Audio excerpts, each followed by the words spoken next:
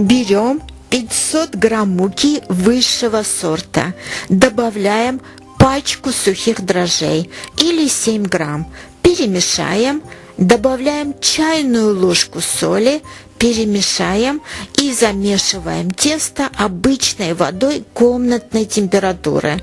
Здесь у меня 500 мл воды, и в конце мы увидим, сколько воды останется. Примерно нам понадобится около 350 мл воды, но так как мука всегда разная, может понадобиться чуть больше или чуть меньше. В конце я вам покажу, сколько останется. Смотрите, еще мука не вся в тесте, поэтому добавляем дополнительно воду. Если вы будете печь хлеб регулярно и готовить дрожжевое тесто, со временем вы уже будете чувствовать тесто, и вам не придется отмерять количество воды. Посмотрите, тесто готово. Под конец добавляем столовую ложку растительного масла и продолжим вот так вот перемешивать. Запомните, что дрожжевое тесто очень любит, когда его долго замешивают. Поэтому лишние там несколько минут поработайте с тестом, и за это вы получите прекраснейший результат. Осталось 165 мл, то есть примерно 340 нам понадобилось на вот это вот тесто сегодня. Накрываем тесто и убираем в теплое место. Посмотрите, как тесто чудесно поднялось за час с небольшим.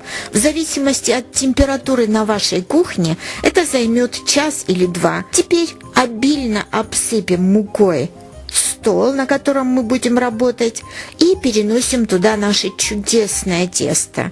Сегодня я буду печь 3 багета, поэтому я разделю вот это тесто на 3 части. Это все делается на глаз, так как мы готовим для себя. Если один больше или меньше, ничего страшного. Посмотрите, как мы складываем это тесто. Смотрите еще раз.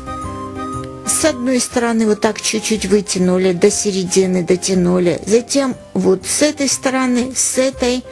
И, наверное, лучше смотреть, чем объяснять.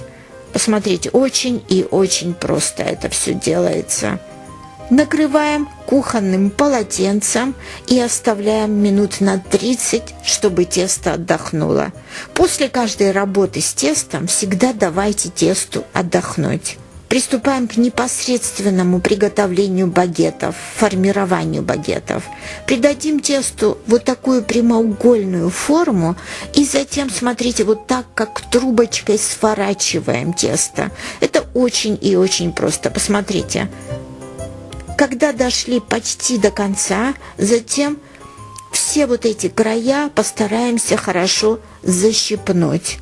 И затем с середины в стороны вот так вот раздвинем наше тесто. В зависимости от размера вашего противня придайте, пожалуйста, нужную длину вашему багету. Переносим багет на бумагу для выпекания, которую мы постелили на большую доску, чтобы было легче затем перенести это все на горячий противень. И приступаем к формированию 2 оставшихся багет. Все то же самое, что и с первым багетом мы проделываем.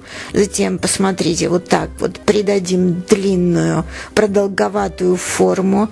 И когда переносим на бумагу для выпекания, швом кладите вниз, пожалуйста, ваши багеты.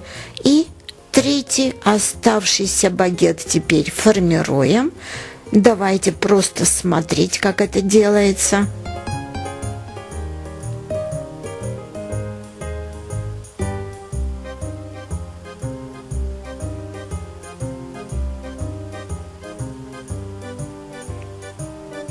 Тоже переносим на бумагу для выпекания. Посмотрите, между багетами делаем вот такую вот границу, чтобы они не слиплись друг с другом.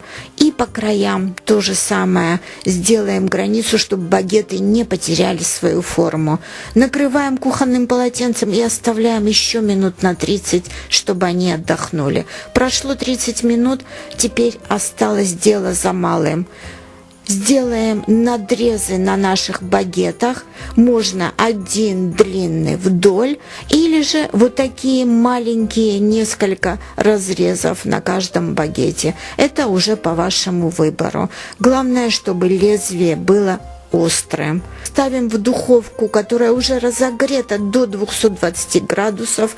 Не забудьте побрызгать водой, чтобы багеты получились хрустящие.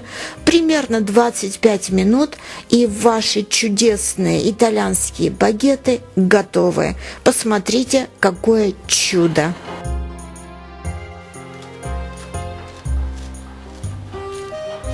Постараемся дождаться, чтобы они слегка остыли, но это будет очень тяжело, конечно же, я не смогла долго ждать.